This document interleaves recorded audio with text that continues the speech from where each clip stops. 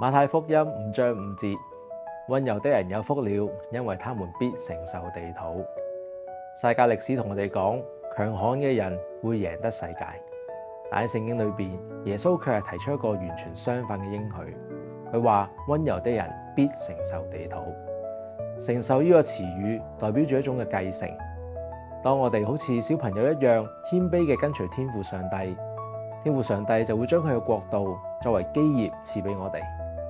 經文亦都提醒我哋冇需要再以爭奪嘅心去得到一切。相反，只要我哋單單跟從上帝，上帝所賜俾我哋嘅就遠比我哋爭奪翻嚟嘅嚟得更加多，亦都更加好。今日就讓我哋放低係中意比較同埋中意爭權嘅心，喺主嘅懷抱裏邊去揾翻呢一顆溫柔嘅心啊！呢個係靈修1分鐘，我哋聽日再見。